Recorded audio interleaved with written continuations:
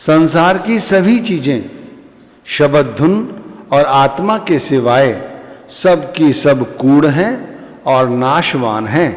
भाई इसी तरह त्रिकुटी से लेकर और नीचे हर जगह तक काल का ही पसारा है, काल का ही आधिपत्य है। मन की चंचलता और हर पल की इच्छाओं के कारण मन एकाग्रता स्थापित नहीं कर पाता।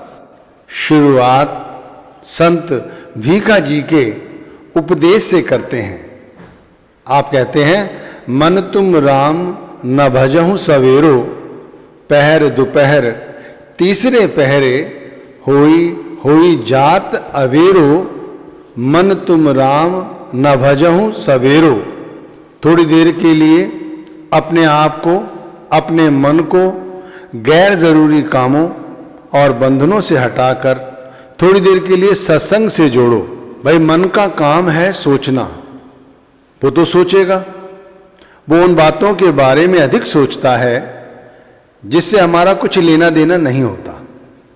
मन उन चीजों की ज्यादा इच्छाएं रखता है जो गैर जरूरी हैं। हम हर वक्त कुछ ना कुछ सोचते रहते हैं, उसमें अधिकतर हमारी सोच ऐसे विषय पे होती है जो हमारे जीवन से कोई लेना देना ही नहीं है। इस तरह हम अपने अंदर हर पल कुछ ना कुछ भरे जा रहे हैं। जो चीज जरूरी हैं वो भी, और जो गैर जरूरी चीजें हैं वो भी। अब जरूरी चीजें कितनी हैं? बहुत थोड़ी सी। और गैर जरूरी चीजें कितनी हैं? बहुत सारी। इतनी सारी हैं कि हम इसी के कारण अपने अंदर एकाग्रता स्थापित नहीं कर पा रहे हैं। मेरी बात से यदि आप सहमत नहीं हैं तो अभी इसी समय 5 मिनट का अभ्यास करो, चलते फिरते ही सही अभ्यास करो कि मैं किस विषय में सोच रहा हूं। जिस विषय में सोच रहा हूं क्या उनका मेरे जीवन से कोई संबंध है? नौकरी चली जाएगी, कारोबार बंद हो जाएगा, बेटी की शादी होगी या नहीं, बच्चों को एडमिशन मिलेगा या नहीं, ये बीमारी लग गई है दूर होगी या नहीं, इतना बड़ा काम है कैसे होगा, पैसे नहीं हैं। इन सब चीजों का हमारे जीवन से क्या लेना देना है? आप विचार करो। ये सारी की सारी चीजें गैर जरूरी हैं। जब समय आएगा तब अपने आप ये काम होते चले जाएंगे। नहीं भी होंगे तो परमात्मा कोई ना कोई जरिया निकाल देगा जिससे ये काम बन जाएंगे। लेकिन हम इन्हें सोच सोच कर अपने अंदर एक कचरा भरते चले जा रहे हैं, भरते चले जा रहे हैं। इसी कारण हमारी एकाग्रता नहीं बन पाती। हमें समझ ही नहीं आता कि हम करें क्या। अब जैसे भीखा जी ने कहा, मन तुम राम न भजहु सवेरे। कैसे भजेगा मन? नामदान मिल जाने का मतलब हुआ कि हमने सब कुछ नाम को सौंप दिया। अब नाम की जिम्मेवारी है कि भाई वो हमारी संभाल करे, लेकिन हम खुद अपने ठेकेदार बने हुए हैं। इसीलिए पैर दोपहर न तीसरे पहरे, होय जात अवेरो। 8 पहर यूं ही बीत जाते हैं, बस गैर जरूरी बातों को सोच सोच कर 8 पहर यूं ही बीत जाते हैं। तीसरे पहर क्या उठोगे आप? और इसी तरह हर रोज सुबह हो जाती है और हमारा दिन यूं ही जाया चला जाता है। हम लोग बेमतलब की बातों में पड़े हुए हैं और अपने अंदर इतना कचरा इकट्ठा कर लिया है कि हमारे अंदर एकाग्रता नहीं बनती। चलो डर के सही या गुरु कृपा सही हम सुमिरन करने बैठ भी जाते हैं, तब भी हमारा मन कहाँ निमाना होता है।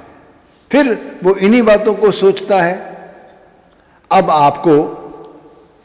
मैं आपको एक तरीका समझाता हूं कि आप लोग एक अभ्यास करो।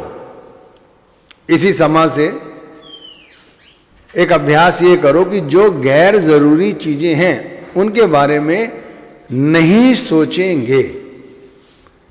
आप लोगों में से कौन कौन तैयार है? कोई बड़ी चीज नहीं, सिर्फ ये कह रहा हूं कि जो गैर जरूरी चीजें हैं उनके विषय में बस सोचेंगे नहीं, तो जरूरी चीजें हैं कितनी, 4-5 चीजें जरूरी हैं, उसके बाद मन खाली हो जाएगा। फिर क्या करोगे? फिर भाई मन को कुछ ना कुछ चाहिए। अगर नहीं दोगे मन को कुछ सोचने के लिए तो जबरदस्ती करोगे, और जबरदस्ती करोगे तो सर में दर्द हो जाएगा। बेमतलब का अंकुश मनोरोगी बना देता है। लोग इसी तरह का हठयोग करते हैं। इस तरह का हठयोग करने की आवश्यकता नहीं है।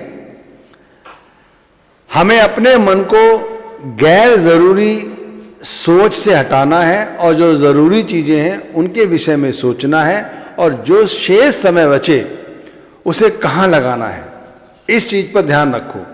तो हमारे पास क्या चीज ऐसी है जो सच है? जैसे शुरू में बताया आपको कि एक बात गांठ बांध लो, संसार की सभी चीजें कूड़ हैं, मिथ्या हैं, केवल आत्मा और शब्द धुन को छोड़कर। तो भाई शब्द के विषय में सोचो, शब्द धुन के विषय में सोचो। अब आत्मा और शब्द धुन के विषय में कैसे सोचें? ना तो हमें आत्मा के विषय में पता है कुछ और ना ही शब्द धुन के विषय में पता है। इतना जरूर कहा गया है कि भाई आत्मा परमात्मा का अंश है। जहां परमात्मा रहता है, जैसे सचखंड में रहता है, परमात्मा के साथ ही आत्मा भी रहती है। आत्मा परमात्मा की तरह ही निराकार है और अमर है। इसी तरह जो आत्मा है वो भक्ति के द्वारा, गुरु कृपा के द्वारा शब्द के साथ जुड़ती है, तो शब्द में शब्द धुन है, शब्द का प्रकाश है।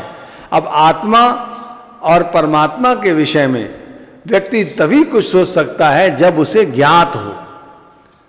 तो फिर हमारे लिए गैर जरूरी चीजें आवश्यक हो जाती हैं कि हम उनके विषय में अधिक से अधिक सोचें। इसीलिए आठों पैर यूं ही चले जाते हैं। तो आप ऐसा कर सकते हैं कि अपने ख्याल को गुरु की लीलाओं के श्रवण में लगाएं।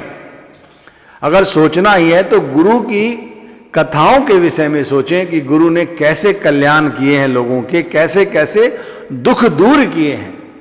और सोचना चाहते हैं तो महाराज श्री कृष्ण की कथाएं, भगवान राम की कथाएं, भगवान शिव की कथाएं, विष्णु की कथाएं और अन्य महापुरुषों की कथाओं का ध्यान कर सकते हैं।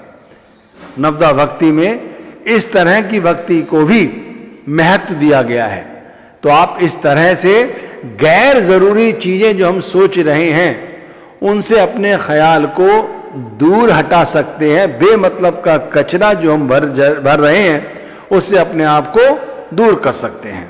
गुरु की लीलाओं का श्रवण करना, महापुरुषों की लीलाओं का श्रवण करना, उनका ध्यान करना और नाम को बगैर जुबान उठाए हृदय द्वारा बड़े प्रेम भाव के साथ जपना और लीलाओं का श्रवण करते रहना, इससे भी हमारे अंदर जो कचरा भर रहा है वो धीरे धीरे भरना कम हो जाएगा।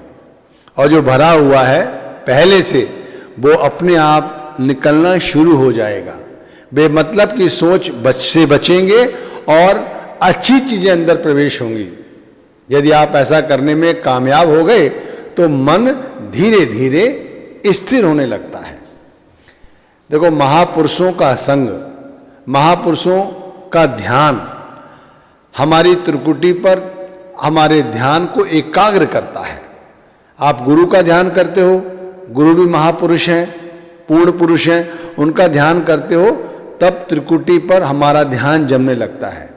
इसी तरह जब मन आंखों के पीछे स्थिर होने लगता है तब हमारे अंदर एकाग्रता अपने आप बनने लगती है। और एकाग्रता का अनुभव करने वाले लोग बहुत सुखद अनुभव करते हैं। इसे हम अपने मुंह से बताएं आपको तो आपको कुछ ज्ञात नहीं होगा। अनुभव करना चाहते हो तो आज अभी समय कर सकते हो आप, कि जैसे ही आपका मन बेमतलब की बातें सोचेगी, ऑफिस में ये व्यक्ति वो ये कह रहा था या वो व्यक्ति ये कह रहा था, या समय है आपके पास, आपने तुरंत मोबाइल उठाया इंस्टाग्राम पर और जो रील है उसको स्क्रॉल करने लग गए, कभी ये देखी कभी वो देखी, तो आप अपने अंदर कचरा भर रहे हैं। इनसे बचें और राम की, कृष्ण की, विष्णु की, भगवान शिव की, इनकी लीलाओं का श्रवण करें। इससे मन की एकाग्रता बढ़ती है, मन की चंचलता खत्म होती है, और जो हमारी इच्छाएं इतनी अधिक बढ़ गई हैं वो अपने आप कम होने लगती हैं। ध्यान रखिए, जो बेकार की सोच है, बेमतलब की सोच है, ये बेमतलब की इच्छाओं को अंदर ही अंदर बढ़ाती है। इसी कारण हमारी आत्मा गुरु के शब्द से चूक जाती है। मन नाम का सुमिरन की बजाय संसार की आसक्ति में पड़ा रहता है। भाई इसीलिए कहा है कि गांठ बांध लो, संसार की सभी चीजें आत्मा और शब्द धुन के सिवाय कूड़ हैं। कूड़, गैर जरूरी चीजों के विषय में सोचोगे तो ये चीजें कूड़ हैं, इनका वजूद फना है। ये सारी की सारी चीजें काल के अधीन हैं, काल के अधीन। काल के अधीन केवल दो चीजें नहीं हैं, आत्मा और परमात्मा यानी शब्द। इन दो चीजों को छोड़कर समस्त संसार काल के दायरे में है। एक न एक दिन काल सबको खा लेता है। काल ने ही हमें दुखी कर रखा है, काल ने ही हमारे अंदर इच्छाओं को जागृत कर रखा है, काल ही हमें इच्छाओं में फंसाए रखता है। काल ने ही पांचों दर्जों की जीवात्माओं को अपने वश में किया हुआ है। चाहे किसी तरह से हमारा जन्म हुआ हो, आप जीवों को ले लो, पक्षियों को ले लो, प्राणियों को ले लो, वनस्पतियों को ले लो, कीड़े मकोड़ों को ले लो, ये सभी काल के दायरे में आती हैं। काल इन सबको एक दिन खा जाता है। अब मन यदि गैर जरूरी चीजों के विषय में सोचना बंद करके गुरु की, पवित्र महापुरुषों की लीलाओं का श्रवण करते हुए नाम जप करता है, तो हमारी स्थिति भीखा साहिब जी ने कहा है आगे कैसे बन जाती है। मनवा शब्द सुनत सुख पावे, हमारा मन सुख पाता है, हमारा मन एकाग्रता स्थापित कर लेता है, हमारा मन उस शब्द धुन को सुनने लगता है, हमारा मन तुर्कटी पर ठहरने लगता है। जही विद दुदकत नाद अनाहद तेही विद सुरत लगावे। जैसे हमारे अंदर नाद बज रहा है, हमारे अंदर अनद का संगीत जो 24 घंटे हो रहा है उसे सुनती है हमारी सूरत। हमारी सूरत इसको सुनती है और इसी के साथ जज्ब हो जाती है। इस तरह हमारे मन शब्द के साथ जुड़ने लगता है। बड़ी सावधानी से अपने विषय में सभी लोग सोचें। हम सभी को काल ने भ्रमित किया हुआ है, काल ने हम सभी को बड़ी चालाकी से फंसाया हुआ है। इसीलिए देखो हम सभी लोग अपनी अपनी मौत को भूले हुए हैं, संसार की बातें सोचते रहते हैं, मन में कचरा इकट्ठा करते रहते हैं, परमात्मा को भूले हुए हैं, शब्द को भूले हुए हैं, आत्मा को भूले हुए हैं। बस मन अपनी चालें चलता है। एक बार काल से ऊपर उठकर त्रिकुटी पर आकर शब्द के साथ जुड़ने का अभ्यास बनाओ। बेमतलब की बातों को छोड़कर सोचना, जरूरी बातें हैं उन्हें सोचो।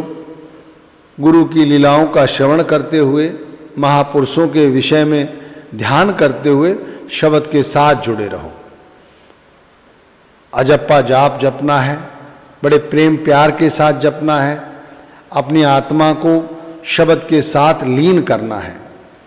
जैसे जैसे मन महापुरुषों की लीलाओं का श्रवण करता है, बेमतलब की बातों को नहीं सोचता है, वैसे वैसे मन निर्मल होता चला जाता है। जब हमारा मन निर्मल होता है तो भाई मन के साथ आत्मा भी पवित्र होती है। आत्मा पवित्र होती है, फिर आत्मा मन दोनों एक साथ त्रिकुटी से ऊपर की ओर चढ़ने का अभ्यास करते हैं। धीरे धीरे आत्मा त्रिकुटी पर ठहरते हुए ऊपर चढ़ती है और ऊपर चढ़कर दसम द्वार में प्रवेश करती है, जहाँ उसे परमात्मा की शब्द की सोझी होती है।